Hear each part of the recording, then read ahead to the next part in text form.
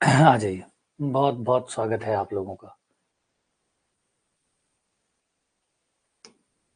तो कल हमने कई चीज़ें हम पढ़ रहे थे और अब उन चीज़ों पे थोड़े से सवाल भी करेंगे और 2 नई चीज़ें और ऐड करेंगे। कल हमने द माइबर प्रमेय के बारे में सुना, ठीक है, आइलर फॉर्म के बारे में सुना, तो कई नई-नई चीज़ें हमने सुनी और कुछ उनके बारे में पढ़ा भी, कुछ इक्के-दुक्के सवाल भी सॉल्व किए। अब थोड़ा-सा आगे बढ़ते हैं। आ जाओ।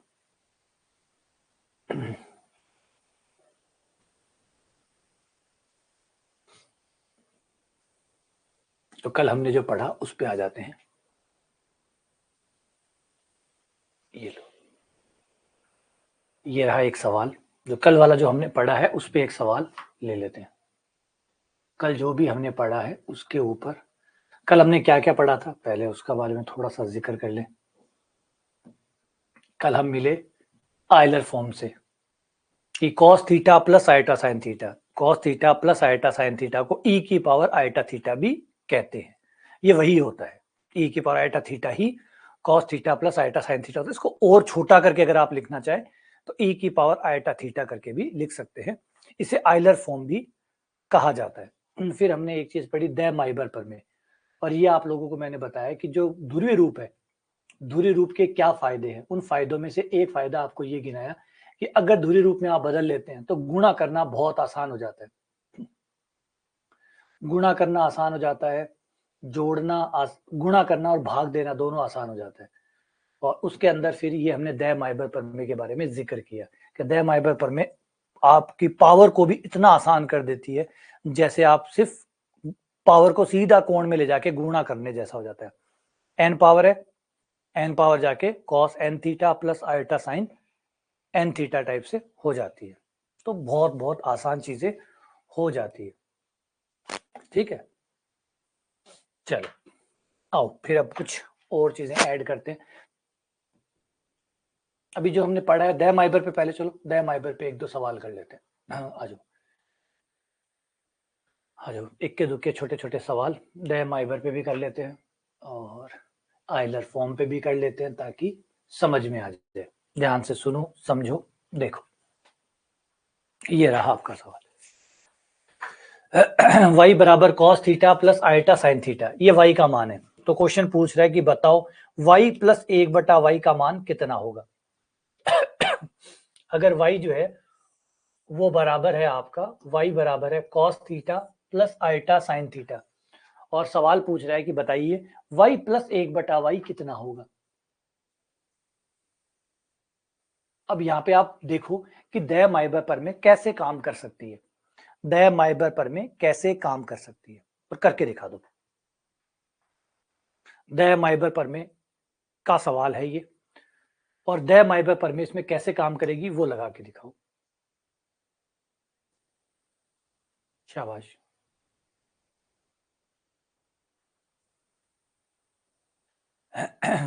y बराबर cos theta plus iota sine theta, y plus 1/y।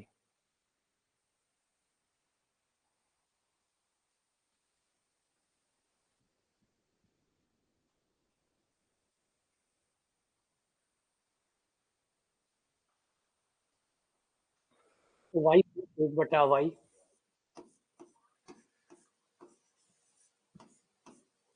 का मतलब हुआ y प्लस 1/y का मतलब हुआ y की पावर -1। 1/y, 1/y मतलब y की पावर -1। y का मान cos theta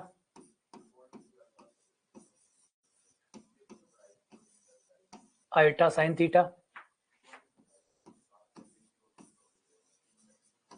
cos theta plus iota sine theta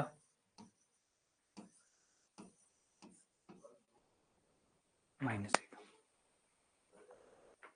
cos theta plus iota sine theta, cos theta plus iota sine theta की पावर -1। अब ये -1 है,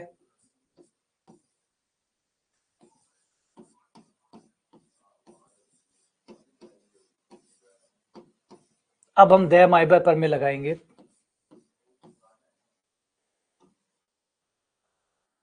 दे माइबर परमे के अनुसार आप माइनस पावर जो है, जो भी पावर है चाहे वो कुछ भी होती, कोण के साथ गुणा हो जाती है।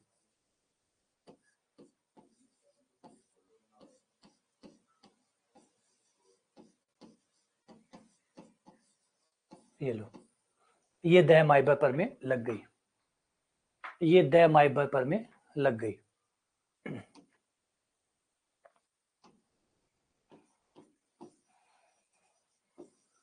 cos theta plus iota sine theta. Cos पर माइनस का फर्क, अगर कॉस में कोण माइनस का हो तो उसमें कोई फर्क नहीं पड़ता, साइन में कोण माइनस का हो, बीच में प्लस का चिन्ह,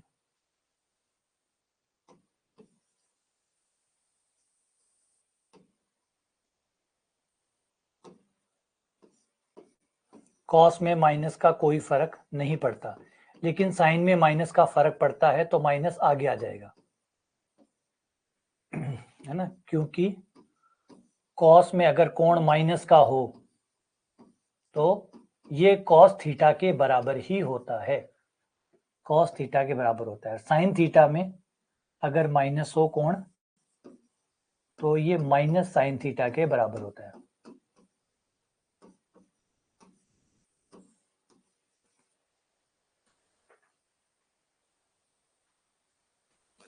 ठीक है, अब यहां देखेंगे आप, तो ये हो गया, ये होने के बाद ये रहा आइटा साइन थीटा, ये आइटा साइन थीटा, प्लस और प्लस, माइनस प्लस कट गए, कॉस और कॉस कितना हो गया, 2 कॉस थीटा हो गया, ये आपका आंसर आ गया 2 कॉस थीटा।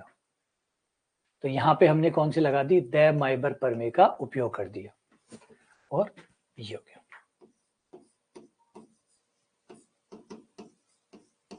दे माइबर परमे से ये रिजल्ट हमें प्राप्त हो गया।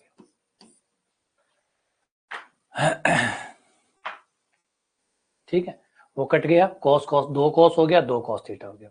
अच्छा, अगर यही सवाल सेम सवाल होता, अब ध्यान दीजिए और बताइए कि अगर यही सेम सवाल होता, सेम टू सेम, बस खाली हम चेंज करते, इसमें एक नया क्वेश्चन बनाते, वो ये होता कि y की पावर n प्लस 1/y की पावर n होता, अब इसका उत्तर क्या होता,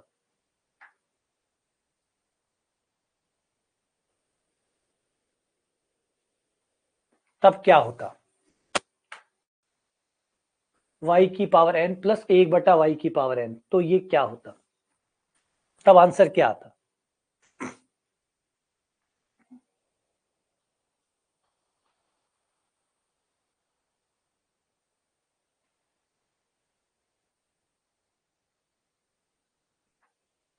तो आपका सेम आंसर आता, सेम बिल्कुल, बस खाली थीटा की जगह 2 कॉस थीटा की जगह आ जाता एन थीटा।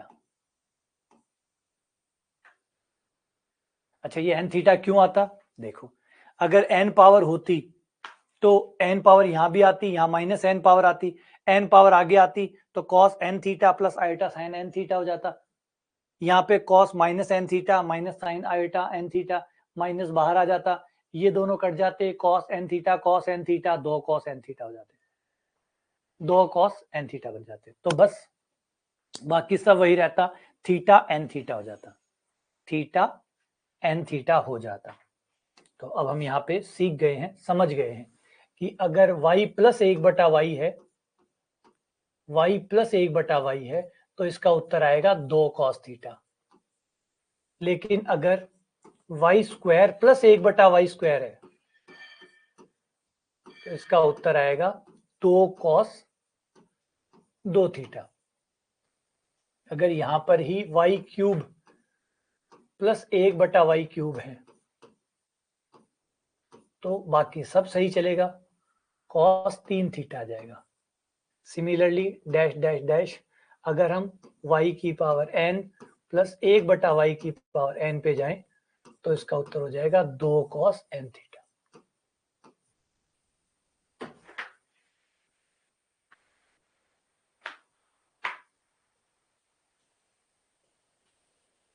आइलर कोई, आइलर परमे नहीं है, आइलर रूप है, आइलर रूप है, आइलर रूप बनाने का कोई मतलब नहीं बनता, चीज वही की वही होगी। आइलर फॉर्म तो चीजों को लिखने का एक तरीका है, वो कोई परमे नहीं है, परमे तो द माइवर है, ठीक है ना। अब आप इसे आइलर फॉर्म में ई की पावर आइटा थीटा में लिख लें तो क्या फर्क पड़ेगा, कोई फर्क नहीं पड़ेगा, बस इसको बदल के वो बन जाएगा।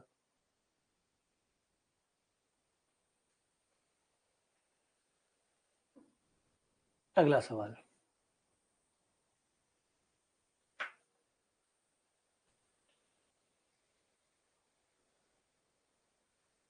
ये बढ़िया और बहुत अच्छा सवाल है, बहुत पुराना सवाल है, सदियों से आ रहा है ये सवाल। इसको अच्छे से देखेगा, बहुत सारे पेपरों में भी आया हुआ है, बहुत सारे पेपरों में ये सवाल आया हुआ है, और आपको आपकी जो नॉर्मल बुक्स होती है बोर्ड की, उनमें भी ये सवाल मिल जाएगा, और काफी बार ये परीक्षाओं में आ चुका है। बहुत प्यारा सवाल है, हम पढ़ते थे तब भी आता था ये, क्योंकि ये हमसे भी ज्यादा बूढ़ा है।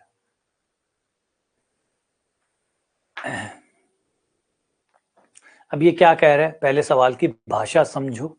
सवाल कह रहा है कि आप इसमें x1 निकाल लें, x2 निकाल लें, मतलब r का मान 1 रख के x1 निकाल लें, फिर r का मान 2 रख के x2 निकाल लें, फिर r का मान 3 रख के x3 निकाल लें, x4 निकाल लें, और फिर सबकी गुणा कर दें, सबकी x1 x2 x3 सब निकाल कर गुणा कर दें। तो बताइए कि सारी गुणा करने पर आपको क्या मिलेगा, क्या मान आएगा। हिंट आपको दिया हुआ है, जो बीच में काम आएगा उसकी मदद आप ले सकते हैं।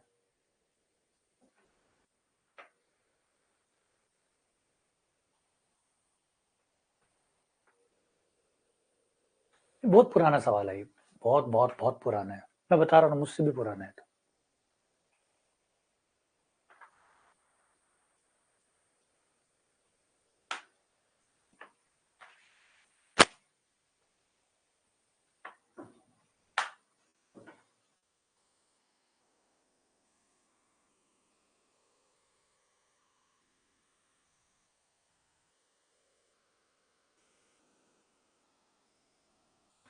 तो इसमें क्या करना है, आ जाओ, कर लिया वो तो बढ़िया, बहुत बढ़िया। इसका उत्तर भी याद है मुझे, -1 आता है, इसका उत्तर -1 आता है।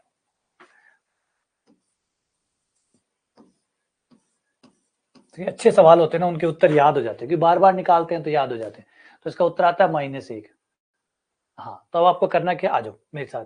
पहले r का मान 1 रखो, r बराबर 1 रखने पर आपको x1 मिल जाएगा, क्योंकि r का मान 1 रखेंगे, r का मान 1 रखने पर ये आ जाएगा x1 cos पाई बटा r, पाई बटा 2, r का मान 1 हो चुका, प्लस आइटा साइन ये पाई बटा 2 हो चुका। फिर आप r का मान 2 रखेंगे, फिर x2 आ जाएगा, वो आ जाएगा cos पाई बटा 2 की पावर 2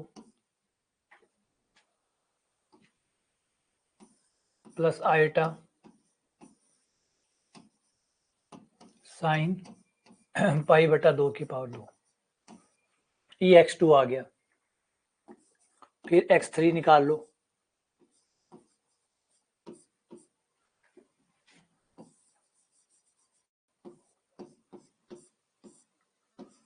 दो की पावर 3, r का मान 3 आ जाएगा,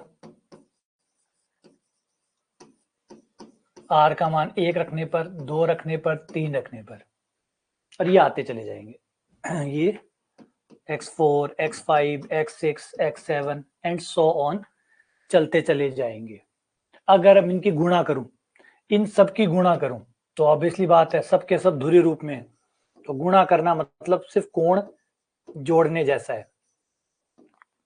इन सब की मैं गुणा करूं तो क्या आ जाएगी, कॉस कॉस के कोण जुड़ जाएंगे, साइन साइन के कोण जुड़ जाएंगे, तो कॉस के कोण जुड़ गए, तो पाई बटा 2 प्लस पाई बटा 2 की पावर 2 प्लस पाई बटा 2 की पावर 3 एंड डैश डैश। ये कॉस के कोण जुड़ गए, क्योंकि धुरी रूप में जो गुणा होती है वो ऐसी होती है, कॉस के कोण जोड़ दो, साइन के कोण जोड़ दो।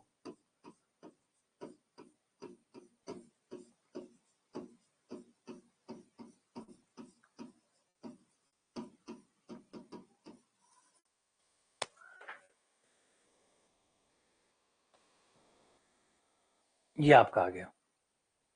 ठीक है, अब अगर आप इसे ध्यान से देखें तो ये देखो, ये लग गया, ये गुणोत्तर श्रेणी लग रही है, लग रही है। एक की जगह पाई बटा 2 है, एक की जगह पाई बटा 2 है, फिर 1/2 से गुणा होकर ये आगे बढ़ रहा है, 1/2 से गुणा होकर, 1/2 से गुणा होकर ये आगे बढ़ रहा है। ए का मान हो गया पाई बटा 2 और आर का मान आ रहा है 1/2। जैसे ए गुणा हुआ आर से, ए आर हो गया, फिर आर से गुणा हो गया, तो पहला पद ए, जहां से ये शुरू हुआ है वो है आपका ए, और फिर ये कंटिन्यू आर से गुणा होकर आगे बढ़े जा रहा है। तो पता करना होता है ए कितना है और आर कितना है। ए जहां से शुरू हुआ है वो तो ए है, जहां से शुरू हुआ है वो तो ए है, ये ए हो गया। फिर जिससे गुणा होकर आगे बढ़ रहा है वो है 1/2, 1/2 से गुणा करते जाओ और अगला पद आता जाएगा। ए और आर का मान मिल गया, तो इसका जो जोड़ है वो इससे आ जाएगा।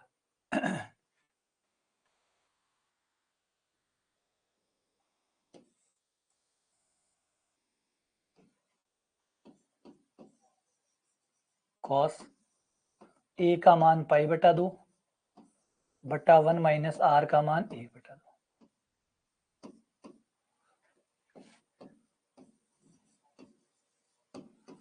यही चीज सेम वहां पर है।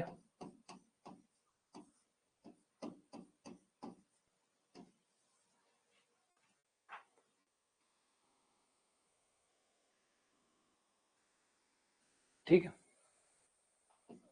लघुत्तम ले लो, 1/2 आ जाएगा, 2 से 2 कट जाएगा, कॉस पाई आ जाएगा।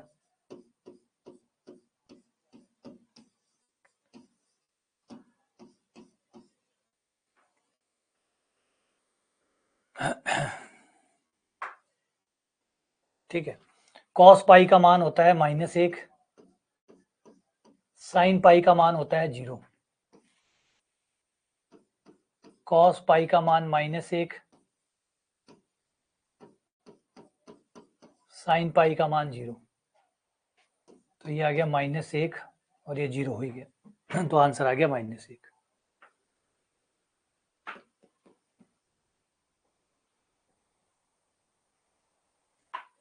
ठीक है, क्लियर है ये बात। अच्छा, इसका भी एक नया वेरिएंट आया है, जो आपको अगर कोई एसआर सैनी में देखोगे तो एसआर सैनी में मिल जाएगा, वो भी मैं करवा देता हूँ। उसमें थोड़ा सा बदलाव किया गया, यही रखा गया, बस यहाँ पर पाई बटा 3 की पावर n, 2 की जगह 3 कर दिया गया। अब इस सवाल को आप ट्राई करो और बताओ अब क्या होगा। बस सेम है, खाली जहां 2 आया करता था वहां 3 कर दिया। अब पूछ रहा है कि x1 गुणा x2 गुणा x3 से लेकर अनंत तक गुणा किया जाए तो क्या आएगा। ऑप्शन है आप लोगों के 1 -1 आयोटा डी माइनस आयोटा।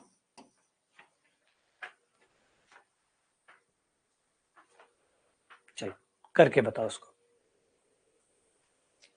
ये थोड़ा सा बदलाव करके आया। ये 2 सवाल है, एक तो ये 2 वाला है जो मैंने भी आपको करवाया है, एक ये 3 वाला है बस।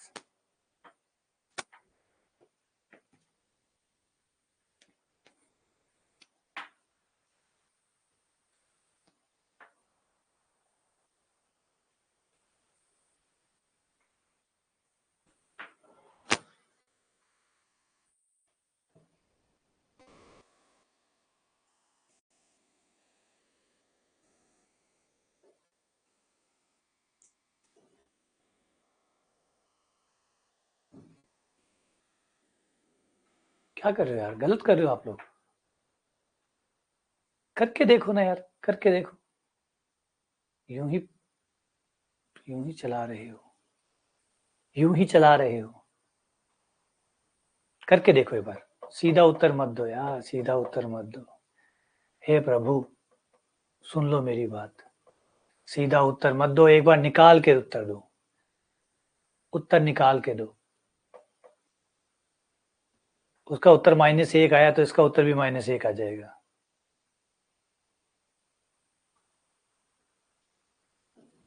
तो जो आप उत्तर निकालते हैं वो प्रिंसिपल वैल्यू ही होती है, निकालनी नहीं पड़ती। आर्ग्यूमेंट का जो मान होता है वो प्रिंसिपल वैल्यू ही होती है। ये जो आप कोण निकालते हैं ये प्रिंसिपल वैल्यू ही होती है। प्रिंसिपल वैल्यू का मतलब होता है मुख्य मान, इनको मुख्य मान कहते हैं।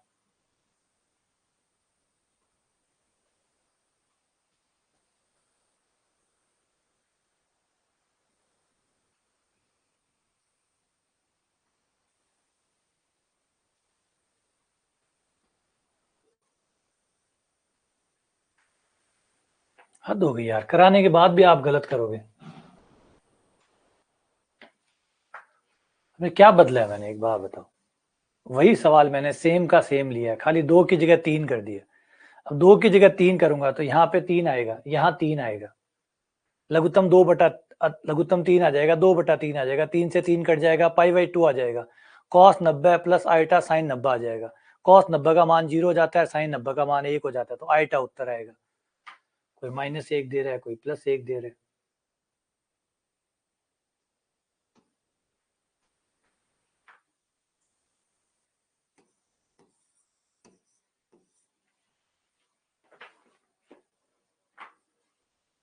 अब सब आइटा देने शुरू कर देंगे। अब मैंने आइटा दे दिया, अब सब आइटा देना शुरू कर देंगे, वरना कोई +1 दे रहा है, कोई -1 दे रहा है, कोई माइनस आइटा दे रहा है।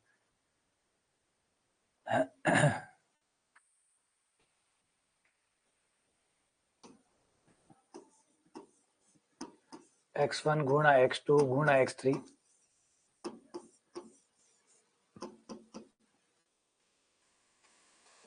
ये हो जाएगा cos, सारे गुणा होंगे, ये हो जाएगा π/3, कोण कोण जुड़ जाएंगे,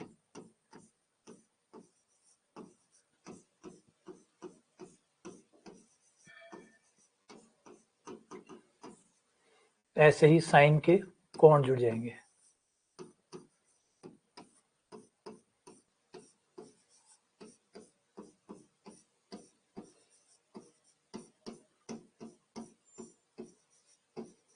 वही सूत्र लग जाएगा, a का मान r का मान,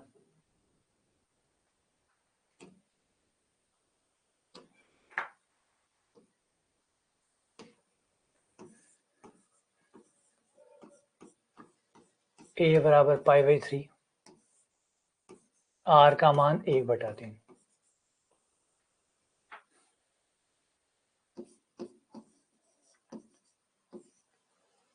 a की जगह π/3 माइनस r की जगह 1/3 प्लस आइटा साइन π/3 माइनस 1/3।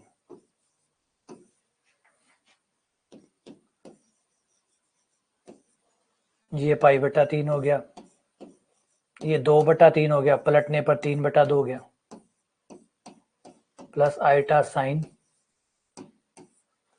π/3 हो गया, पलटने पर 3/2 हो गया, 3 से 3 कट गया, cos 90 आ गया, cos π/2 plus iota sine π/2, cos 90 का मान होता है 0 प्लस आइटा साइन 90 का मान होता है 1, तो उत्तर आ गया आइटा। ये आपका आंसर आ गया। ठीक है, चलो आगे बढ़ते हैं।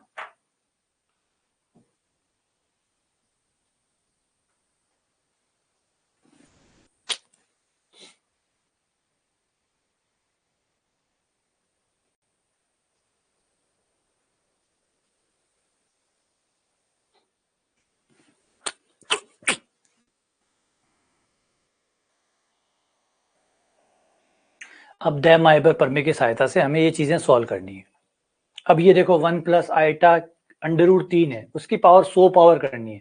तो ये बात मैं आपको बता चुका कि इतनी बड़ी पावर हम सॉल्व नहीं कर सकते। अगर दैमाइबर प्रमेय ना होती तो इतनी बड़ी पावर को किसी भी हाल में हम सॉल्व नहीं कर सकते, क्योंकि ये हमारा हो गया x प्लस आइटा वाई, और 100 पावर खोलने का मतलब है इनको 100 बार लिखना और गुणा करना, तो ये पॉसिबल होता ही नहीं। लेकिन भला हो दैमाइबर प्रमेय का, जिसकी सहायता से आप पावर को खत्म कर सकते हैं, हटा सकते हैं। लेकिन दय-माइबर प्रमेय की भी दिक्कत ये है, दय-माइबर प्रमेय की दिक्कत ये है कि दय-माइबर प्रमेय जब आप लगाएंगे तो उससे पहले आपका सवाल पहले ध्रुवीय रूप में होना चाहिए, क्योंकि दय-माइबर प्रमेय ध्रुवीय रूप पे लगती है। दय-माइबर प्रमेय ध्रुवीय रूप पे लगती है, तो पहले आप अपने सवाल को ध्रुवीय रूप में चेंज करेंगे। तो जैसे अभी है, इसको ले लो और इसको ध्रुवीय रूप में चेंज करके वापस लेके आओ, इसको ध्रुवीय रूप में बदल कर वापस लाओ, ताकि दय-माइबर प्रमेय लगा सके, क्योंकि दय-माइबर प्रमेय ध्रुवीय रूप पे लगती है, तो इसलिए इसका ध्रुवीय रूप होना जरूरी है। और ध्रुवीय रूप बनाने के लिए हमें आर और थीटा निकाल के लाना होगा, आर और थीटा लाना होगा। तो 1 प्लस आयोटा अंडर रूट 3, इसका ध्रुवीय रूप निकालना है। तो सबसे पहले आर निकाल लो, आर यानी मापांक, आर यानी मापांक, और उसके लिए हमें एक्स और वाई का मान चाहिए होगा। तो एक्स और वाई का मान यहाँ से एक्स बराबर 1 है, वाई बराबर अंडर रूट 3 है, जिससे हमें मापांक मिल जाएगा, यानी आर मिल जाएगा under root x square plus y square. तो ये हो गया अंडर रूट एक्स का स्क्वायर जो कि 1 हो गया, अंडर रूट 3, 4 का वर्गमूल 2। तो आर का मान हमें 2 मिल गया। अब हम निकालेंगे थीटा का मान। अच्छी बात यह है कि यहाँ पे एक्स और वाई दोनों प्लस है, दोनों प्लस है, तो जो हमारा कोणांक है, आर्ग्यूमेंट ऑफ जेड, कोणांक थीटा ही है, ठीक है ना। तो वो थीटा बराबर हो गया आपका tan इनवर्स y बटा एक्स। तो y का मान है आपका अंडर रूट 3, x का मान है आपका 1, ये आ गया π/3, 60 डिग्री। तो ये मापांक आ गया और ये कोणांक आ गया। तो इसका ध्रुवीय रूप बन गया r cos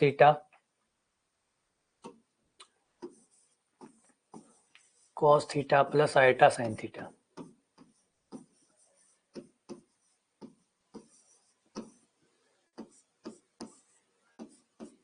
r का मान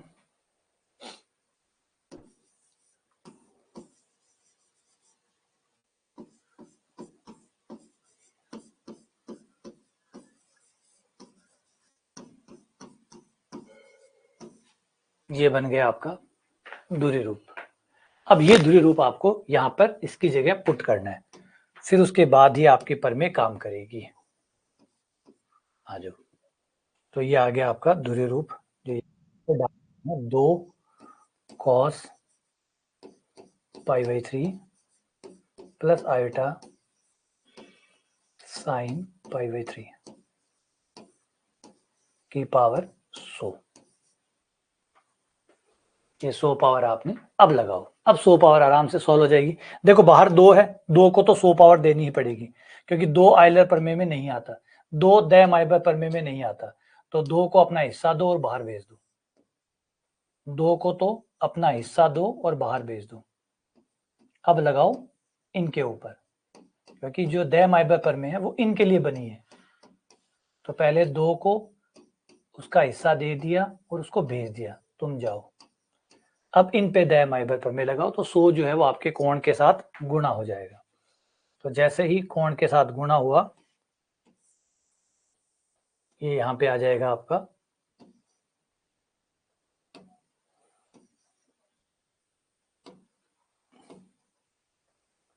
2 की power 100 cos 100 π/3 plus iota sine 100 π/3। ये हो गया दय-माइबर प्रमेय का कमाल। दय-माइबर,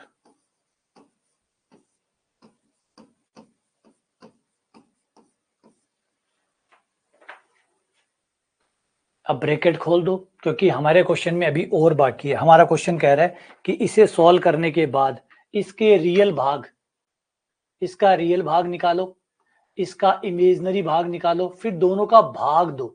तो इसका मतलब पहले हम इसका वास्तविक और काल्पनिक दोनों भाग निकालने होंगे। तो ठीक है, ब्रैकेट खोल दो, ब्रैकेट खोलते ही ये वास्तविक भाग आ जाएगा और वो काल्पनिक भाग आ जाएगा। तो इसका रियल पार्ट कितना हुआ, ये z था, है ना, बराबर में देखो z था ये, तो ये z था, तो इस z का रियल पार्ट कितना हुआ, वास्तविक भाग वो जो बिना आइटा वाला है, ये रहा 2 की पावर 100 cos 100 पाई बाई 3। फिर हो गया real part, imaginary part of z, इसका काल्पनिक भाग कितना हुआ,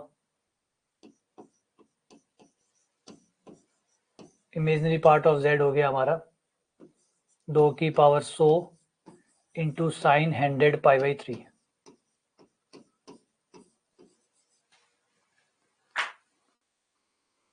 ठीक है, ये हो गया। अब क्वेश्चन आगे कह रहा है कि दोनों में भाग दो। ठीक है, भाग देते हैं।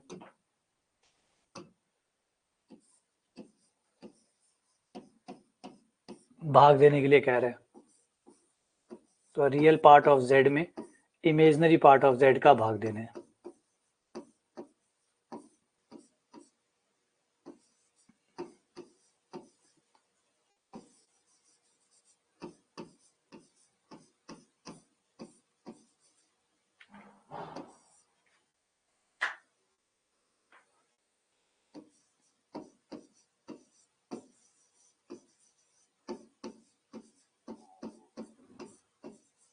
दो की पावर 100 से 2 की पावर 100 कैंसिल, कॉस बटा साइन कोट बन गया, कोट 100 पाई बटा 3।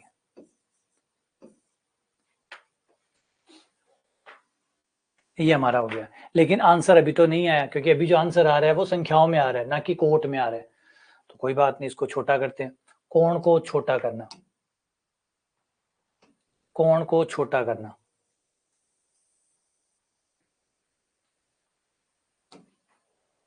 बराबर कोट, इसे 2 पाई के गुणज में लिखें तो कितने 2 पाई आ जाएंगे, 33 पाई प्लस पाई बटा 3, ऐसे लिख सकते हैं 33 पाई प्लस पाई बटा 3। लघुत्तम ले लो वापस, 33 या 99 और एक 100 पाई बटा 3 ही है, लिखने का तरीका चेंज हुआ है। अब 33 पाई बटा 3 कहां पे होगा, 33 पाई कहां होगा, पहले 33 पाई देखो कौन से क्वाड्रेंट में होगा 33 पाई, हमारा क्वाड्रेंट सिस्टम ये होता है। जब हम एक चक्कर काटते हैं यहां तक आते हैं तो हम होते हैं पाई, फिर यहां आके हम हो जाते हैं 2 पाई, फिर यहां से वापस आते हैं तो हम हो जाते हैं 3 पाई, फिर यहां आके 4 पाई, 6 पाई, यहां 5 पाई, 6 पाई, हर सम पाई पे हम वहां पहुंच जाते हैं, विषम पाई पे हम यहां होते हैं। तो 33 पाई पे हम कहां होंगे, यहां होंगे, और 33 पाई में जब ये जुड़ जाएगा तो हम कहां आ जाएंगे, यहां आ जाएंगे, हम यहां आ जाएंगे, थर्ड क्वाड्रेंट में आ जाएंगे, हम पहुंच गए तीसरे क्वाड्रेंट में। तो ये तीसरे क्वाड्रेंट का है। अब तीसरे क्वाड्रेंट में कोट जो होता है, तीसरे क्वाड्रेंट का मालिक कौन है, ए, यहाँ पे सब मालिक है, यहाँ का मालिक साइन है, यहाँ का टेन है, यहाँ का कॉस है। तो यहाँ का मालिक टेन है, टेन का भाई, जब टेन मालिक है तो टेन का भाई कोट होगा, वो भी मालिक होगा, दोनों मालिक है, मालिक का मतलब प्लस है, तो ये दोनों प्लस है, ये दोनों प्लस है तो ये प्लस ही रहेगा। ये रहा कोट पाई बाई 3। कोट 60 का मान होता है हमारा, ये हो गया कोट 60 का मान होता है 1/√3। ये आपका आंसर आ गया, कोट है का मान 1/√3।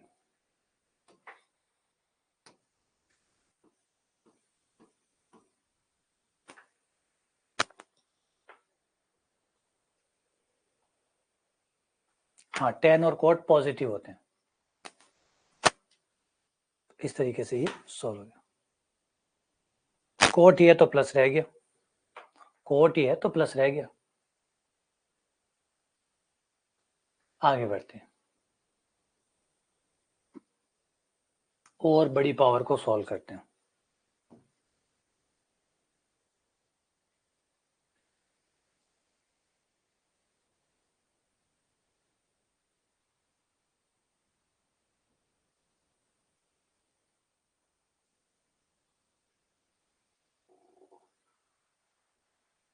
ये लो,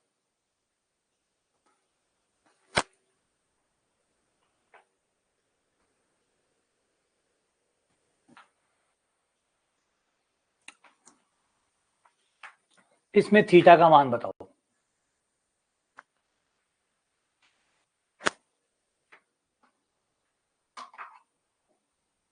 हाँ, ऊपर भी सॉल्व कर सकते हैं, ऊपर भी सॉल्व कर सकते हैं, बिल्कुल बना सकते हैं। देखो, क्वेश्चन ये मत पूछा करो कि क्या क्या कर सकते हैं। बनाने के कई तरीके होते हैं, गणित में कोई एक तरीका नहीं होता चीजों को बनाने का। मैं एक तरीका पढ़ा रहा हूँ, किताब को कोई दूसरा। कल भी मैंने बताया था कि किताब ऐसे निकालती है, ऐसे निकालती है, कैसे निकालती है, कई तरीके हो सकते हैं। कि मैथ्स की खास बात है कि मैथ्स में एक चीज के कई तरीके होते हैं। जब आप पढ़ाते हैं तो आपको एक तरीका बताते हैं, एक तरीका बताते हैं तो और भी तरीके हो सकते हैं। आप कोई दूसरी किताब उठाओगे, उसमें कोई और तरीका मिल जाएगा, कोई और किताब में। तो बात ये नहीं कि तरीके कितने हैं, बात ये है कि चीज तो एक ही है ना, बोला तो एक ही जा रहा है। अब बोला एक जा रहा है, उसको निकालने के कई तरीके हो सकते हैं, ठीक है ना। तो क्या इससे निकाला जा सकता है? बिल्कुल, उससे निकाला जा सकता है। हाँ, अगर आपने कहीं भी किसी किताब में पढ़ा है तो ऑब्वियसली बात है वो भी एक तरीका है, और जो मैं पढ़ा रहा हूँ वो भी एक तरीका है ना। और सारे तरीके बताए नहीं जा सकते, संभव ही नहीं है, क्योंकि पता भी नहीं है कि जो हमें पता होता है वो हम बता भी देते हैं। बाकी अपनी अपनी किताबें अपने अपने हिसाब से यूज करती है।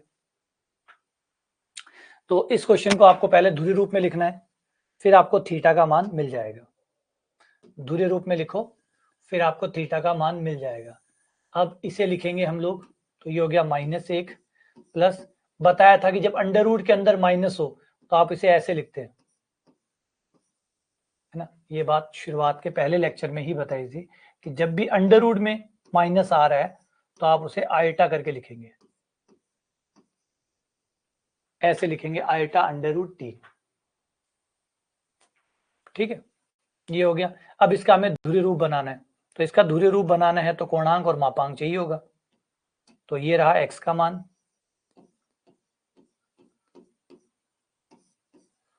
ये रहा y का मान, r का मान अंडर रूट -1 का स्क्वायर प्लस 1 अंडर रूट 3 का स्क्वायर, 3 4 2, r का मान 2 आ गया। आर्ग्यूमेंट ऑफ z बराबर कोणांक निकालना है। कोणांक कितना होगा, ये कौन सा क्वाड्रेंट है, x माइनस है और y प्लस है, x माइनस है और y प्लस है, मतलब सेकंड क्वाड्रेंट है। और सेकंड क्वाड्रेंट में हमारा कोण होता है पाई माइनस थीटा, कोणांक होता है पाई माइनस थीटा। तो पाई माइनस थीटा होता है tan इनवर्स मोड y बटा x। तो कोण निकाल लो, pi minus tan inverse y का मान अंडर रूट 3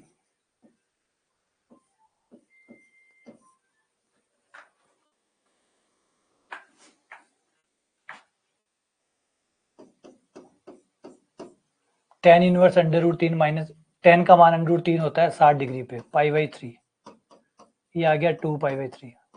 तो मापांक आ गया और कोणांक आ गया, दोनों आ गए। तो इसका ध्रुवीय रूप बन जाएगा हमारा -1 r cos theta plus eta sine theta. मापांक और कोणांक दोनों मान रख दो, मापांक का मान है 2, कोणांक का मान है 2 पाई/3।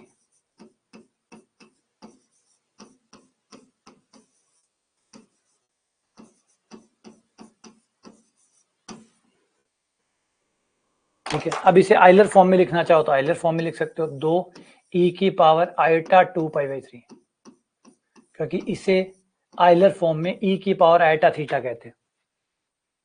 तो ये हो गया। अब वहां से तुलना कर लो, क्वेश्चन में दिया है कि ये बराबर है r की पावर आयटा थीटा, ये बराबर है r की पावर r इंटू ई की पावर आयटा थीटा। तो r कितना हुआ 2, थीटा कितना हुआ 2 पाई/3।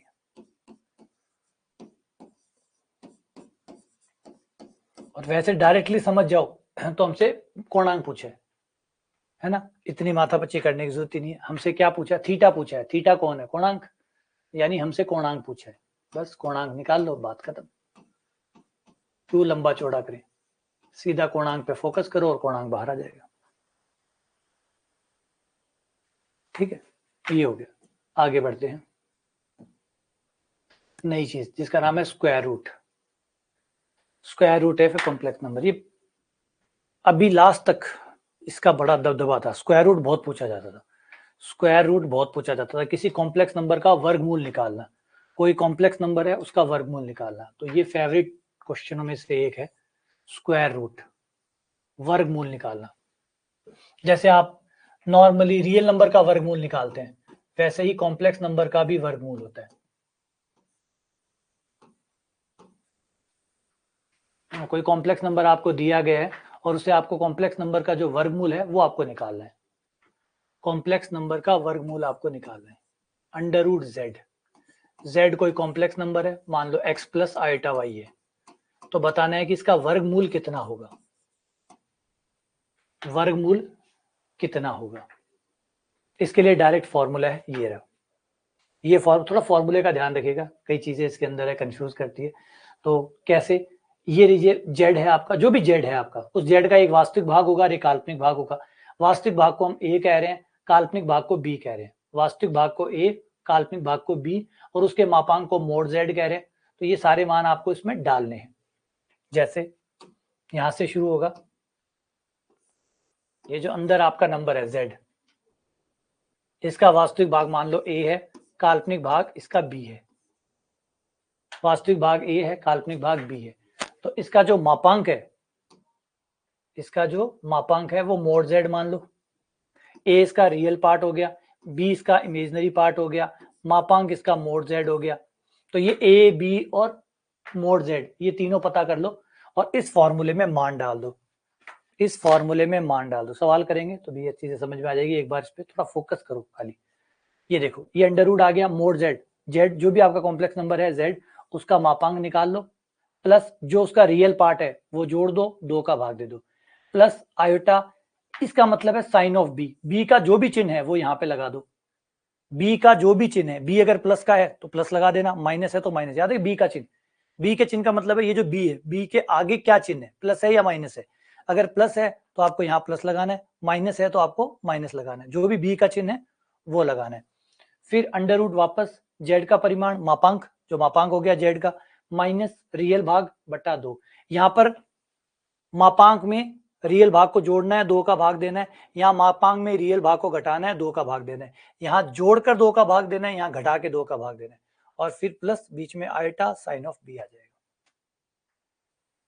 साइन ऑफ बी आ जाएगा। ठीक है, तो कैसे इस फॉर्मूले को काम में लेते हैं, आ जाओ एक सवाल दिखा देता हूं उसमें, जिससे समझ में आ जाए। मान लो 3 + 4 आयटा का आपको 3 - 4 आयटा ले लेता हूँ। 3 - 4 आयटा का स्क्वायर रूट निकालना है आपको। 3 - 4 आयटा का स्क्वायर रूट निकालना है कि 3 - 4 आयटा का वर्गमूल कितना होगा। जैसे 25 का 5 होता है, 25 का 5 होता है, 16 का 4 होता है, 36 का 6 होता है। वैसे 3 - 4 आयटा कॉम्प्लेक्स नंबर है, उसका भी कोई ना कोई होगा, कॉम्प्लेक्स नंबरों में ही होगा, लेकिन क्या होगा। तो 3 - 4 आयटा का अंडर रूट हम कर रहे हैं, तो कितना आएगा। तो इसके लिए आप लोगों को पहला क्या क्या करना चाहिए, ए निकालना है ना। ए पता होना चाहिए, ए कितना है, बी का साइन कितना है और इसका मापांक कितना है। तो ए का मान आपके लिए हो गया 3, इसका मापांक कितना है, तो मापांक है इसका 3 का स्क्वायर - 4 का स्क्वायर, 16, 5, 25, 25 का 5, तो मापांक है इसका 5। अब ये सारे मान इस सूत्र में डाल दो।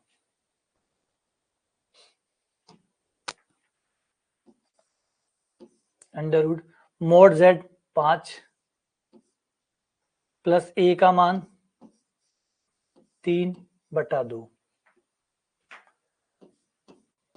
प्लस आयटा बी का चिन्ह, बी का चिन्ह क्या है, माइनस का, -1, बी का चिन्ह,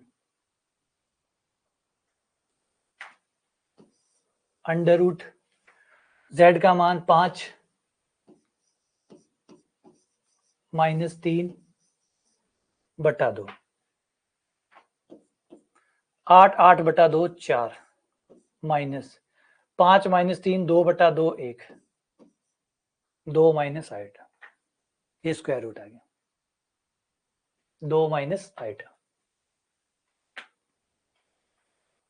अच्छा, स्क्वायर रूट किसे कहते हैं? स्क्वायर रूट उसे कहते हैं जिसका वर्ग करने पर आपको वापस वही नंबर मिल जाए, जिसका वर्ग करने पर आपको वही नंबर वापस मिल जाए। जैसे 25 है, 25 का वर्गमूल 5 होता है, तो जो वर्गमूल होता है उसका स्क्वायर करने पर अगर आप उसका वर्ग करोगे तो आपको नंबर वापस मिल जाएगा। तो ये इसकी पहचान होती है कि वर्ग करने पर अगर वही नंबर वापस आ रहा है, इसका मतलब वो वर्गमूल है। किसी नंबर का वर्ग करने पर, किसी नंबर का वर्ग करने पर अगर आपको वही नंबर वापस मिल रहा है, तो फिर वो वर्ग करने पर अगर वो नंबर आपको वापस मिल रहा है तो समझ जाओ कि वो उसका वर्गमूल है। ठीक है, तो 2 माइनस आइटा को ले लो। अब हम इसे दूसरे तरीके से करें, सूत्र से ना करके हम इसी का वर्ग करके देखें। अगर ऑप्शन हमें दिए गए हैं तो ऑप्शनों का वर्ग कर सकते हैं। ऑप्शन दिए गए होंगे, ऑप्शन दिए गए होंगे तो ऑप्शनों का वर्ग करके देख लो। ऑप्शनों का वर्ग करके देखो किस ऑप्शन का वर्ग हमारा सवाल वापस आ रहा है। तो अगर मान लो मैं इसका वर्ग करता हूं,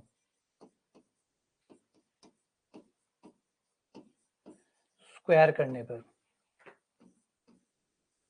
2 माइनस आइटा का square, 4 plus eta square minus 4 eta, A square plus B square minus 2ab।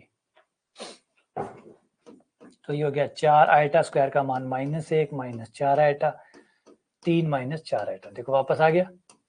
इसका मतलब ये स्क्वायर रूट है, क्योंकि इसका वर्ग करने पर वो आ रहा है, इसका मतलब ये स्क्वायर रूट है। इससे पता चल जाता है कि वो स्क्वायर रूट है ये नहीं। तो अब दो तरीके हो गए आपके पास। एक तरीका तो हो गया सूत्र से सीधा ही स्क्वायर रूट निकाल लो। दूसरा है बाय ऑप्शन, ऑप्शन दिए गए उनका वर्ग कर करके देख लो किसका वर्ग सवाल आ रहा है, किसका वर्ग करने पर वापस सवाल आ रहा है, वो उत्तर हो गया। तो दोनों में से जो ठीक लगे उसके साथ आप लोग जा सकते हैं। ट्राई करो एक सवाल, ये रहा हमारा एक सवाल, इसे ट्राई करो और बताओ कि इनमें से कौन है जो उसका स्क्वायर रूट है।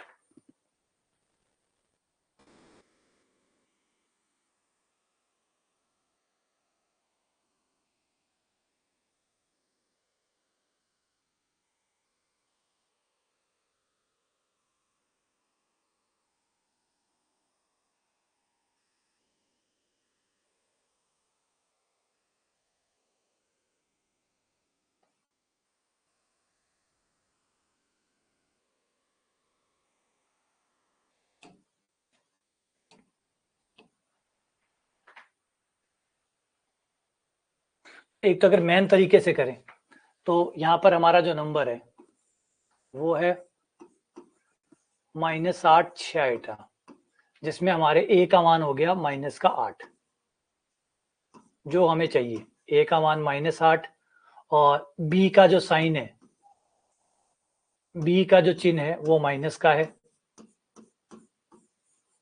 ये रहा माइनस, बी का चिन्ह माइनस का है। इसका मापांक 64 प्लस 36 100 का 10, इसका मापांक 10 है। ये हमारे तीनों मान आ गए और हमारा फॉर्मूला कहता है एक बार जोड़ो और आधा करो,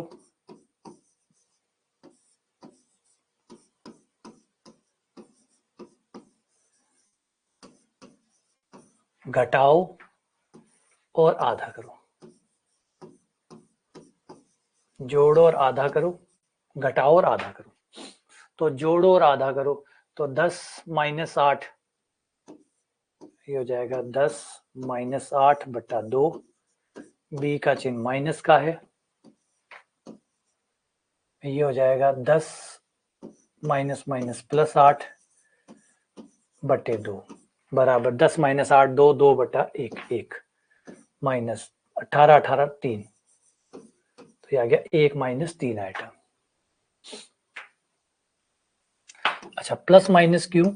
क्योंकि वर्गमूल दो आते हैं, एक प्लस का और एक माइनस का, लेकिन प्लस माइनस बीच वाले नहीं, आगे आगे प्लस माइनस, क्योंकि जब भी हम किसी का वर्गमूल निकालते हैं, है ना, किसी नंबर का वर्गमूल निकालते हैं, तो वर्गमूल हम दो से लेते हैं, प्लस का 5 और माइनस का 5, जिसको आप लिखते हैं प्लस माइनस 5। तो ये जो आंसर आया है, ये भी वर्गमूल है, तो वर्गमूल दो होते हैं, प्लस का और माइनस का, लेकिन वाला चिन्ह नहीं, बाहर वाले, बाहर के जो दो चिन्ह है वो प्लस माइनस होंगे, अंदर तो जैसा आना है वैसा ही आएगा, बस आगे प्लस माइनस के चिन्ह आ जाएंगे, ताकि ये पता चल जाए कि प्लस का भी एक उत्तर है और माइनस का भी एक उत्तर है। ठीक है, तो प्लस माइनस बाहर लगाने, बीच में नहीं लगाने, बीच में मत लगा देना। उत्तर तो यही रहेगा, प्लस माइनस का चिन्ह ये दर्शाता है कि दो उत्तर आएंगे।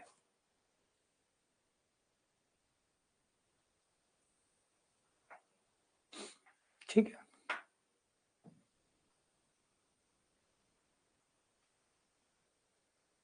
क्लियर है ये बात?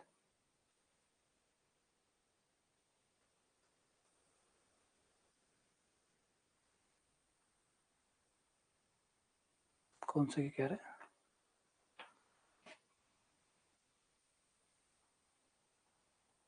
हाँ, तो बिल्कुल दो उत्तर आएंगे ना, दो उत्तर आएंगे, दो उत्तर आएंगे, तो वो दो उत्तर, ये 2 माइनस 8 आया, तो ये दो उत्तर आ जाएंगे, प्लस और माइनस, तो प्लस माइनस 2 माइनस आइटा, तो दो उत्तर आएंगे, तो जब प्लस का चिन्ह लोगे तो आपका यही का यही आ जाएगा, 2 माइनस आइटा, माइनस का चिन्ह लोगे तो ये आ जाएगा माइनस का 2 प्लस का आइटा, तो वर्गमूल दो आते हैं ना प्लस माइनस, इस वजह से वो दो उत्तर आ रहे हैं। ठीक है, अगले सवाल की तरफ बढ़ते हैं, ये रहा।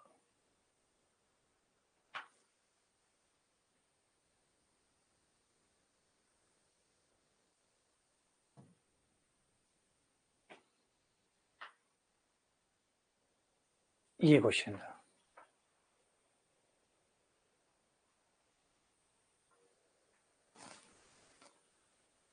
बाय ऑप्शन आपको वर्क करना है, ऑप्शनों का वर्क करो और देखो कौन सा उत्तर आ रहा है, जो आपके ऑप्शंस हैं उनका वर्क करके देखो कौन सा उत्तर आ रहा है।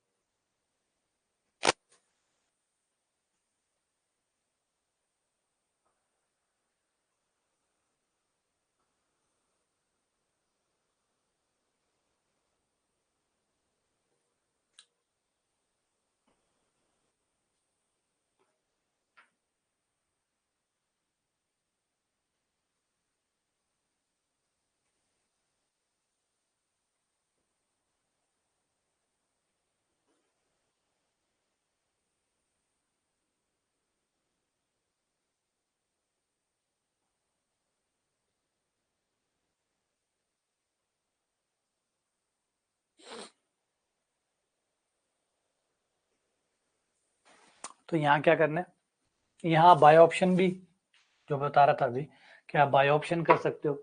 यहाँ क्या कहा गया कि दो आयटा का वर्गमूल ए है, दो आयटा का जो वर्गमूल है वो ए है ना, तो वर्गमूल है तो वर्गमूल निकाल लो, वर्गमूल निकाल लो, वो ए हो जाएगा। तो एक तो आपका जो मेन तरीका है उससे निकाल सकते हो, 0 प्लस 2 आयटा किया,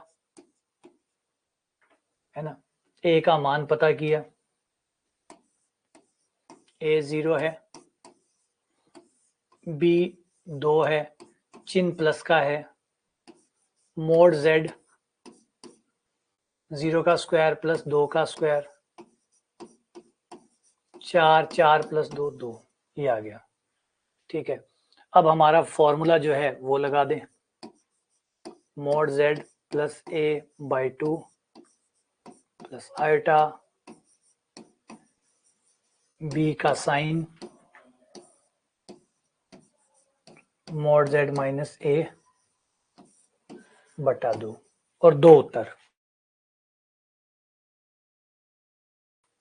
बाहर प्लस माइनस का चिन्ह लगा दो ताकि वो मिस ना हो कि 2 उत्तर आते हैं प्लस और माइनस। ये आ गया 2 बटा 2 1 प्लस b का चिन्ह प्लस का है आयोटा 2 माइनस 2 z का मापांक हो गया 2 a का माप 0 2 बटा 2 1 आ गया।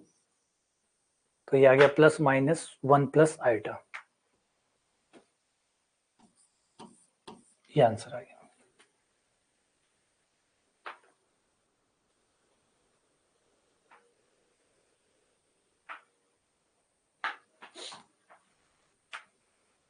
पता ऐसे चलेगा कि आपको सवाल को पढ़ना सीखना होगा। सवाल को पढ़ना सीखना होगा क्योंकि सवाल सारी चीजें दे रहे हैं।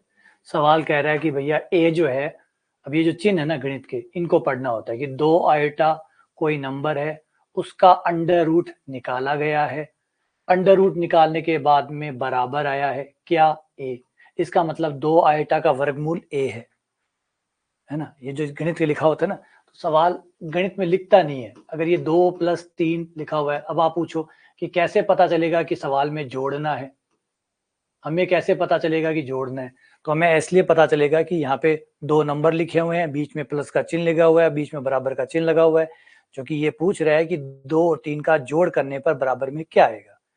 तो सवाल को पढ़ना सीखना होगा कि वो क्या पूछ रहे हैं। ठीक है, तो यहाँ पे हुआ कि 2 आयोटा कोई कॉम्प्लेक्स नंबर है, उसका वर्गमूल निकाला गया है, तो वो जो बराबर आया है वो a के बराबर आया है।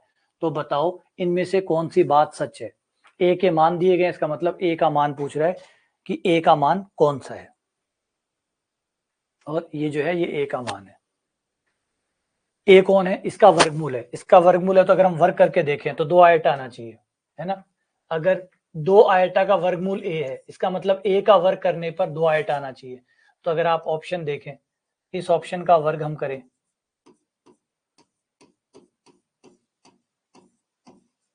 तो 1 का square a square plus b square plus 2ab,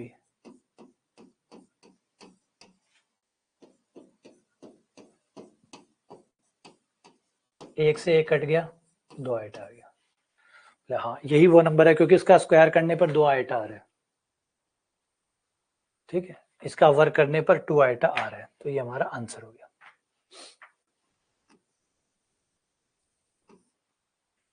तो 2 आयोटा का वर्गमूल निकालना है, बस और कुछ नहीं किया। 2 आयोटा का वर्गमूल निकालना है, वो a का मान है। 2 आयोटा का वर्गमूल पूछा गया है ना। अब एक तो ऐसे पूछ लेता कि 2 आयोटा का वर्गमूल कितना होगा, तब सीधा सवाल हो जाता। तो बंदे ने घुमा के कह दिया कि 2 आयोटा का जो वर्गमूल है उसका नाम a है, बताओ a कितना है।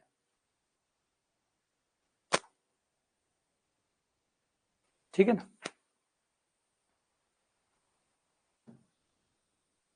आगे बढ़ते हैं। Cube root of the unity, cube root of the unity, इकाई के घनमूल, इकाई के घनमूल।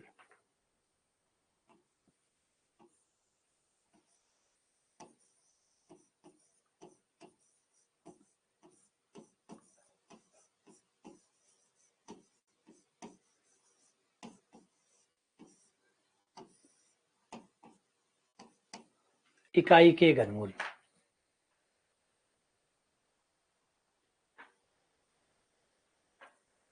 ठीक है। Cube root of the unity, इकाई के घनमूल। अब ये इकाई के घनमूल क्या होते हैं।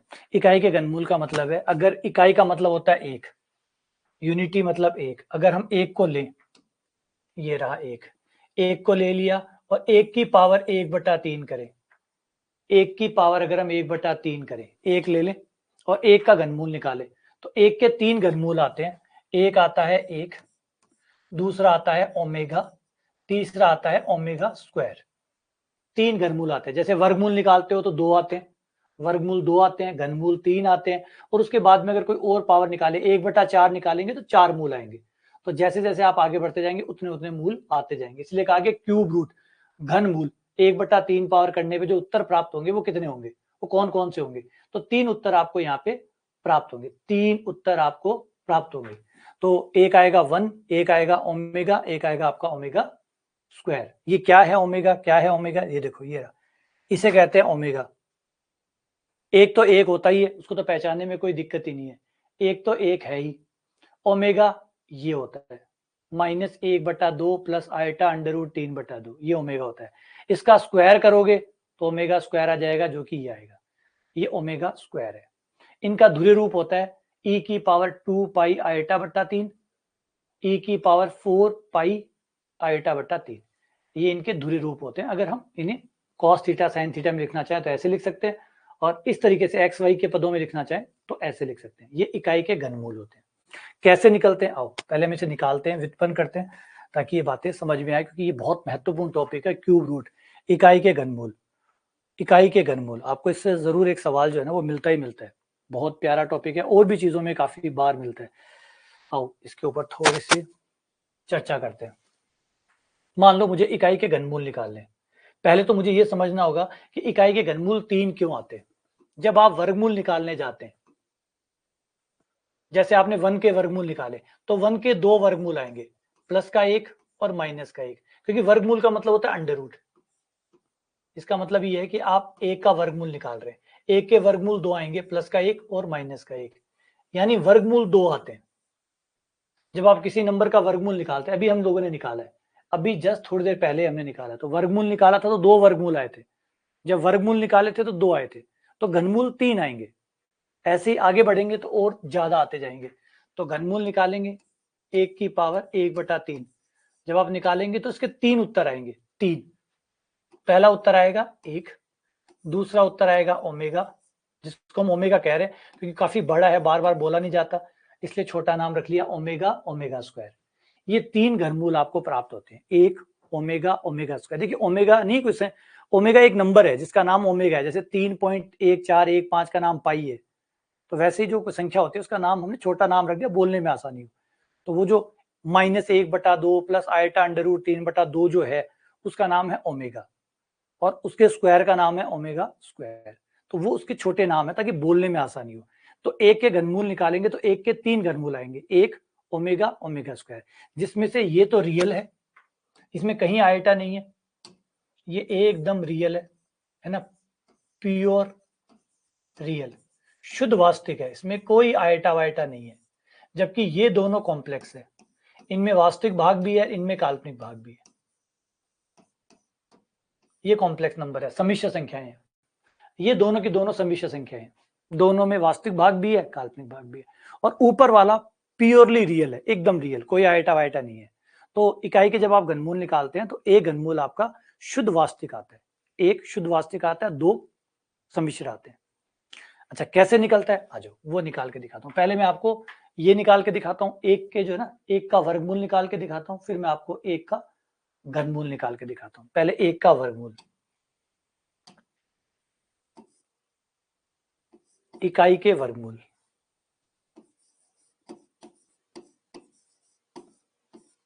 इकाई के वर्गमूल,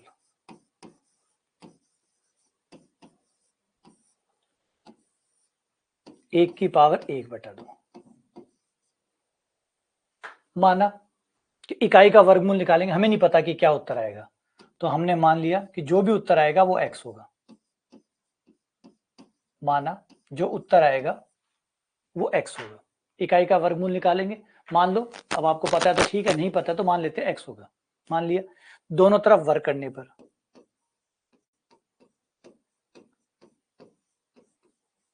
दोनों तरफ वर्ग करने पर,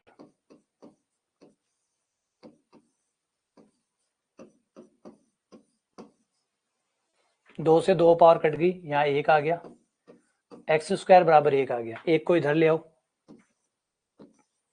तो एक्स स्क्वायर माइनस 1, एक इधर आ गया, तो बराबर में क्या बचा, 0। इसके गुणनखंड कर लो, ए स्क्वायर माइनस बी स्क्वायर से इसके गुणनखंड हो गए x-1 और x+1। दो गुणनखंड आए हैं, दोनों गुणनखंड को अलग अलग 0 कर दो, x-1 बराबर 0 और x+1 बराबर 0। इससे x का मान आया 1, दूसरे वाले से x का मान आया -1, और x कौन था? वर्गमूल।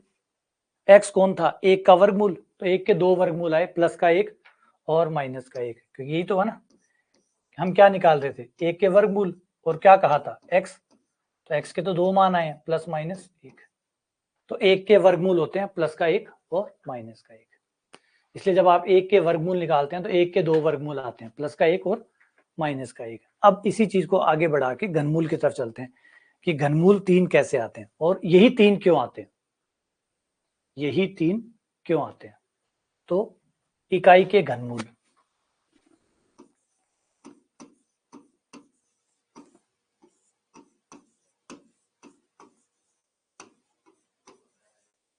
इकाई के घनमूल, क्यूब रूट ऑफ यूनिटी, इकाई के घनमूल।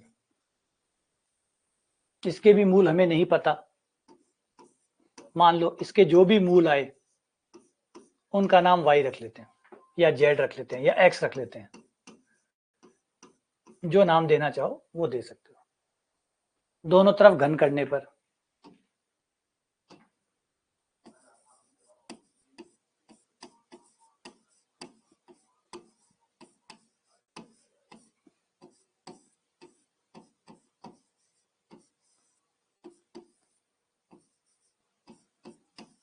दोनों तरफ 3 पावर कर दी, क्यों? ताकि 3 से 3 पावर कट गई। एक को इधर ले जाओ,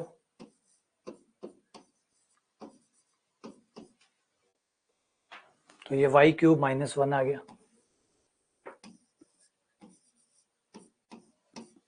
इसको हम ऐसे लिख सकते हैं, y की पावर 3, एक है, एक को 1 की पावर 3 लिख लूं तो कोई फर्क नहीं पड़ेगा, एक तो एक ही होता है, 1 की पावर 3 लिखने पे भी वो एक ही होगा।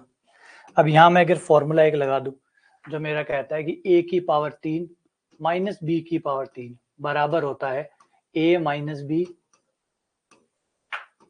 ए square plus a b, a minus b a square plus a b plus B square. तो अगर ये सूत्र लगाऊं तो इसके हिसाब से मेरा आ जाएगा a की जगह y, b की जगह 1, y माइनस 1 ए स्क्वायर यानी y square plus y two 1 plus 1 का स्क्वायर बराबर 0, y minus 1 y square plus y plus 1 बराबर 0। दोनों को अलग अलग 0 कर दूं तो y माइनस 1 बराबर 0 व y square plus y plus 1 बराबर 0। इन दोनों को मैंने अलग अलग 0 कर दिया। अब इन्हें अगर मैं सॉल्व करूं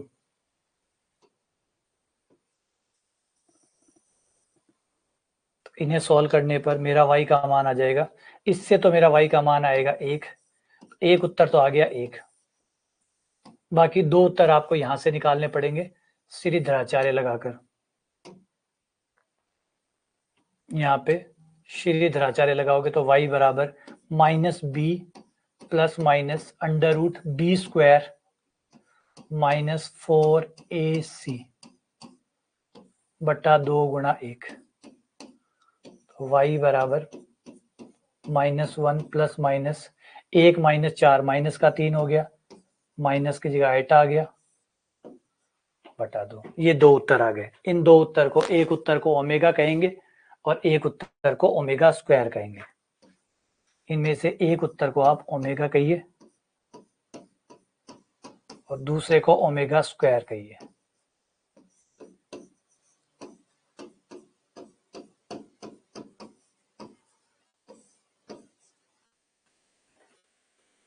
तो ये हो गया हमारा 3 उत्तर। तो इसके 3 उत्तर आते हैं। जब आप इकाई के घनमूल निकालते हैं तो ये 3 उत्तर आपको प्राप्त होते हैं। तो इकाई के 3 घनमूल होते हैं, एक हो गया एक हो गया आपका ओमेगा, एक हो गया ओमेगा स्क्वायर। ठीक है। अच्छा, इसको ओमेगा स्क्वायर क्यों कहा गया है? क्योंकि अगर आप इसका स्क्वायर करते हो ना तो ये आता है, इसका स्क्वायर करने पर ये आता है, इसलिए फिर इसका नया नाम रखने की क्या जरूरत थी भाई, वरना तो एक का नाम अल्फा होता, एक का नाम बीटा होता, तो दो नाम क्यों देंगे? जब दोनों एक दूसरे से जुड़े हुए हैं तो फिर दो अलग अलग नाम रखने की क्या जरूरत है? ये ओमेगा है, इसका स्क्वायर जब आप करते हैं तो ये दूसरे वाला आ जाता है, तो जब इसके स्क्वायर से दूसरा आ रहा है तो अगर इसका नाम अल्फा है तो उसका नाम अल्फा स्क्वायर रख दो। बीटा नाम रखने की क्या जरूरत है? बीटा नाम रखने की क्या जरूरत है? क्यों क्यों जबरदस्ती दो नाम खर्च करो जब आपको पता है कि, है ना? समझे? अगर एक नंबर x है और दूसरा नंबर उसका स्क्वायर है तो उसका नाम y क्यों रखें? उसका नाम x स्क्वायर ही रख दे। नाम कम रखने पड़ेंगे तो ज्यादा नाम रखने में क्या पड़ा है? तो ज्यादा नाम रखेंगे ज्यादा बोझ बढ़ेगा, तो एक चीज दूसरी चीज से बन रही है तो फिर उसी के आधार पर उसका नाम रख दो। अब इसका अगर आप वर्क करते हैं, होल स्क्वायर करते हैं इसका, तो ये आ जाता है, इसका होल स्क्वायर करने पर ये आता है, तो फिर जब इसका स्क्वायर करने पर ये आता है तो इसका नाम फिर ओमेगा स्क्वायर रख दो, क्योंकि इसका स्क्वायर ही तो है, ओमेगा स्क्वायर। तो ये इनकी कहानी है इनके नाम के पीछे कि भैया वो और कुछ नहीं, वो उसका स्क्वायर ही है, तो उसका नाम ओमेगा स्क्वायर पड़ गया। अब इन तीनों में ही, है ना, अब इन तीनों में ही एक खास बात यह है कि इन तीनों को अगर आप जोड़ते हैं, इन तीनों उत्तरों को अगर आप जोड़ते हैं, 1 + 2 + 3 तीनों को अगर आप जोड़ते हैं तो एक इंटरेस्टिंग रिजल्ट आपको, दो इंटरेस्टिंग रिजल्ट यहां मिलेंगे कि इन तीनों का जोड़ 1 + ओमेगा + ओमेगा स्क्वायर, इन तीनों उत्तरों को एक बार जोड़ के देखो और सोचो, वो रहे वहां पे, तीनों को जोड़ के देखिए, इसको जोड़िए, इसको जोड़िए और इसको जोड़िए, इन तीनों को जोड़िए, देखो इन तीनों का जोड़ कितना आता है। लघुत्तम लेके जोड़ोगे तो देखो तीनों का जोड़ कितना आता है। बिल्कुल सही, तीनों का जोड़ आएगा 0। एक कमाल की बात ये है कि इकाई के तीनों घनमूलों का जोड़ 0 होता है, इकाई के तीनों घनमूलों का जोड़ 0 होता है। उसके बाद अगली इंटरेस्टिंग बात, अगर आप तीनों की गुणा कर दें और तीनों की गुणा करके देखें, अगर आप तीनों उत्तरों की गुणा कर दें, पहला गुणा दूसरा गुणा तीसरा, तो तीनों की गुणा देखो, वो तो 1 है, उसकी तो फर्क पड़ेगा ही नहीं, इसकी गुणा करोगे तो आपका हो जाएगा a² - b², a² - b²। यहाँ पे अगर आप गुणा करो तो a² - b² हो जाएगा, देखो, है ना, बीच में प्लस माइनस का ही तो अंतर है, तो a² - b² हो जाएगा। अगर आप इन तीनों की गुणा करते हैं तो पहला तो 1 हो ही गया, दूसरा इन दोनों की गुणा a² - b² से, a कौन है -1/2, a का स्क्वायर माइनस b का स्क्वायर, b कौन है आयटा √3/2, a² - b², ये हो गया 1/4, आयटा का स्क्वायर का मान -1 माइनस माइनस प्लस 3/4, 4/4 यानी 1, यानी इन तीनों की गुणा करने पर ओमेगा क्यूब आ गया, ओमेगा क्यूब बराबर होता है 1। तो ये दो महत्वपूर्ण रिजल्ट, इकाई के घनमूलों का जोड़ 0 होता है और तीनों की गुणा 1 होती है, तीनों का योग 0 होता है और तीनों की गुणा 1 होती है। तो ये हमारे काम के रिजल्ट है।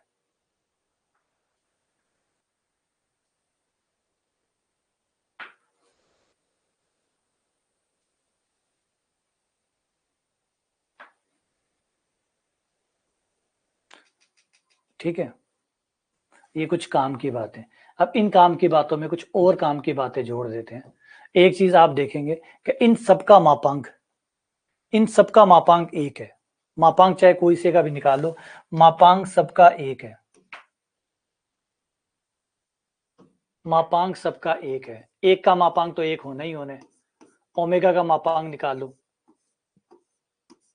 वो भी 1 है, ओमेगा स्क्वायर का मापांक निकाल लो, वो भी 1 है।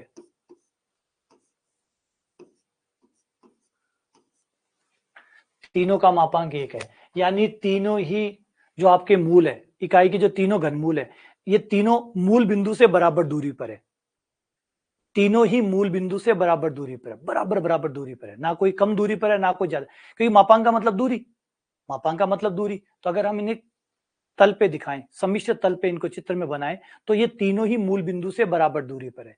अब इनका दूरी रूप हमें बताता है कि दूरी तो इनकी सबकी 1 हो गई, ठीक है, कोणांक ये 120 डिग्री के कोण पर है 2π/3 यानी 120 डिग्री के कोण पे है, और ये 4π/3 यानी 240 पे है।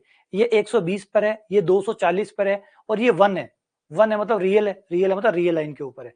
तो एक इकाई का एक घनमूल रियल लाइन पे है, एक 120 डिग्री पर है और एक 240 डिग्री पर है। यानी कार्तीय तल में अगर मैं इन तीनों नंबरों को दिखाऊं तो ये तीनों नंबर ऐसे दिखाई देंगे, इस तरीके से। एक बिंदु आपको एक दूरी पर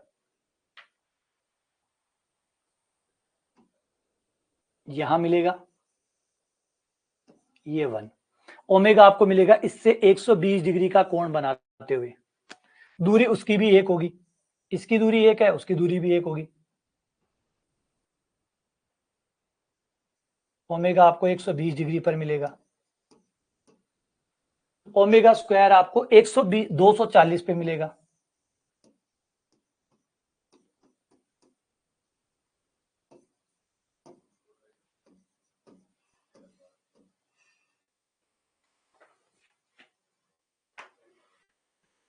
ये होगा, ये तीन उत्तर आपको इस तरीके से प्राप्त होंगे। एक आपको रियल लाइन पे आएगा, एक आपको 120 डिग्री के कोण पर दूरी एक होगी और कोण 120 का होगा। अगला उत्तर जो आपको मिलेगा वो 240 के कोण पर एक दूरी पर मिलेगा। अगर आप इन तीनों को मिला दें तो बनता है समबाहु त्रिभुज। इन तीनों को मिलाने पर समबाहु त्रिभुज बनता है। इकाई के घनमूलों को अगर मिला दिया जाए तो हमें समबाहु त्रिभुज प्राप्त होता है। ये थ्योरी का सवाल हो गया कि इकाई के घनमूलों को अगर मिला दिया जाए सम्मिश्र तल पर, इकाई के तीनों घनमूलों को परस्पर मिलाया जाए तो बनने वाला त्रिभुज कौन सा होगा? तो जवाब है समबाहु त्रिभुज बनेगा। और ये तीनों समबाहु त्रिभुज के शीर्ष होंगे, समबाहु त्रिभुज के शीर्ष।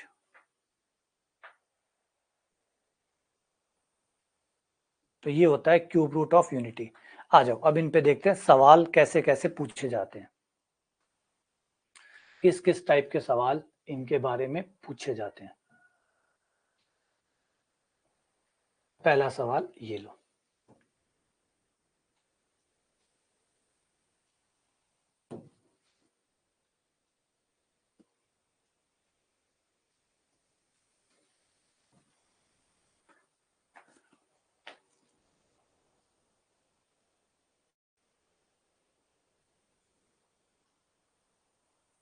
हाँ 60 डिग्री होता है, लेकिन वो कोण यहां से नहीं नाप रहे ना आप, ये तो 60 डिग्री है ही।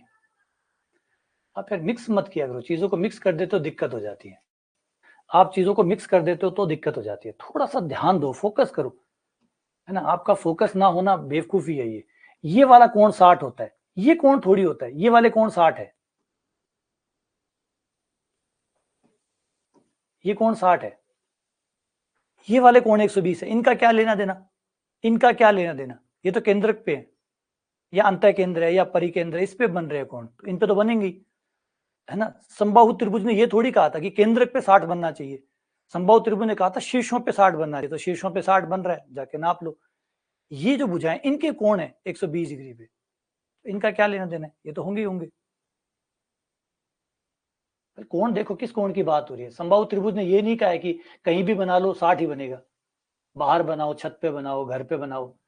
उसने कहा है कि जो शीर्षों पे कोण बनेंगे वो 60 होंगे।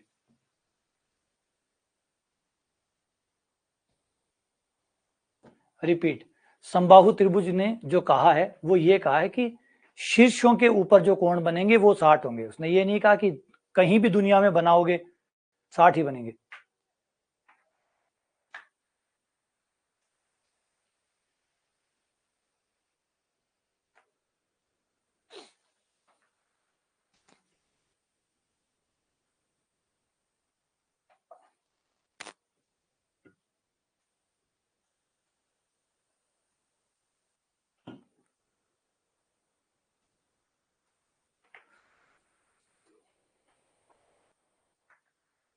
ध्यान से देखो, अच्छे से यूज करो। आपके पास दो नियम है अभी जो हमने बनाए हैं, उन दोनों नियमों के इस्तेमाल से ये सवाल हो जाएगा। एक नियम तो आपका ये था कि 1 प्लस ओमेगा स्क्वायर बराबर 0। अब देखो इसको कैसे काम में ले सकते हो। एक तो ये नियम काम में लेना है, एक ये नियम काम में लेना है, ओमेगा की पावर 3 बराबर 1। बस इन दोनों नियमों से ये सवाल हो जाएगा।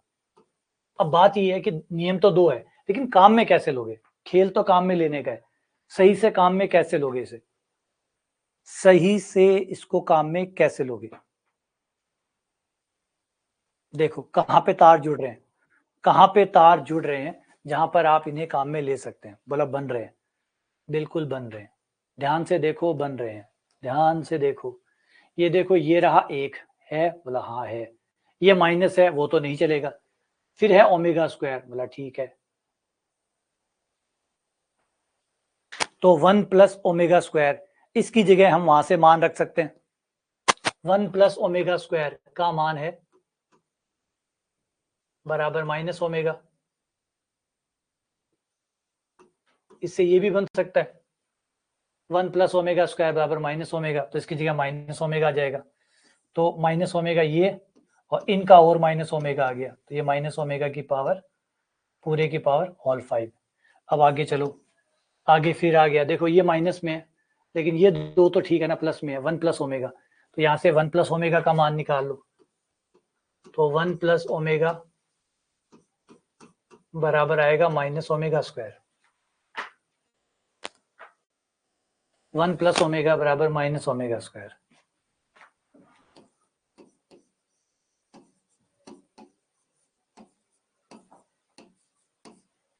ये 5, ये आपका बन गया माइनस, ये होगी माइनस की 2 ओमेगा।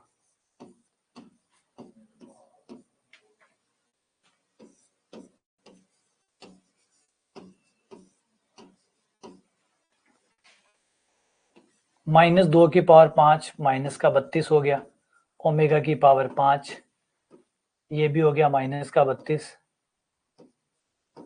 ओमेगा की पावर 10। ओमेगा की पावर 3 का मान 1 हो जाता है।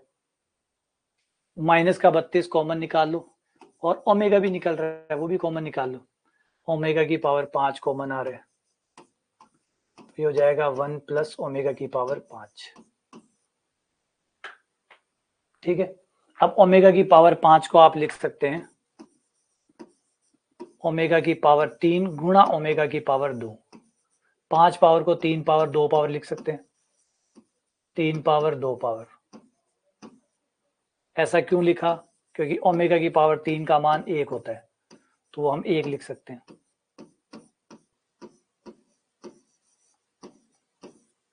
ओमेगा की पावर 3 का मान 1 होता है, वो लिख दिया। ये हो गया 32 omega square, 1 plus omega square.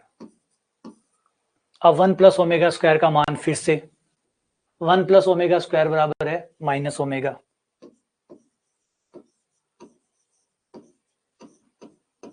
Minus omega, minus minus plus 32 omega की पावर 3, ओमेगा की पावर 3 का मान 1।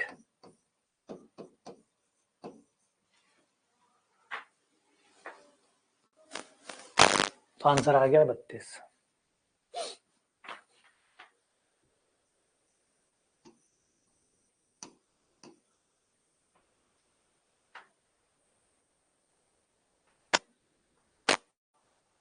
ठीक है, सही है। तो ये दो ही चीजें थी। हाँ कोई बात नहीं, मत लो कॉमन, हो जाएगा। ऐसा नहीं, गणित में देखो ऐसा नहीं होता कि आपने काटा नहीं तो उत्तर नहीं आया, या आपने कॉमन नहीं लिया तो उत्तर नहीं आएगा। वो लंबा हो जाएगा, थोड़ा लंबा छोटा हो सकता है, उतना फर्क हो सकता है, लेकिन ये नहीं कि उत्तर नहीं आएगा। मतलब मैं यहाँ पे कॉमन ना लेता, यहाँ पे ही मान रख देता, तो रख दो, यहाँ पे आ जाता उत्तर, यहाँ पे भी आ जाता। ये गणित है, ये एब्सोल्यूट है। एब्सोल्यूट का मतलब इस तरीके से अगर आप सही कर रहे हैं ना, तो आपको घबराने की जरूरत नहीं है। सही कर रहे हैं तो एक ही उत्तर आएगा, सही कर रहे हैं तो एक उत्तर आएगा। जब तक आप गलत नहीं करेंगे तब तक दूसरा उत्तर नहीं आएगा। दूसरा उत्तर उसी समय आएगा जब आप गलत करेंगे। जब तक आप सही करते रहेंगे एक ही उत्तर आता रहेगा, चाहे फिर आपका तरीका कोई भी क्यों ना हो। सही कर रहे हो तो एक ही उत्तर आएगा, दूसरा उत्तर सिर्फ गलत करने पर आएगा। ठीक है ना? चलो बस इसी के साथ क्लास को विराम देते हैं और कल और करेंगे इसके ऊपर, घनों के ऊपर, घन को समझेंगे क्योंकि इसमें काफी वैरायटी है, घन वाले सवालों में काफी वैरायटी है, तो ये सारी वैरायटी हमें कवर करनी है। ठीक है, ओके, चलो मिलते हैं आप लोगों से।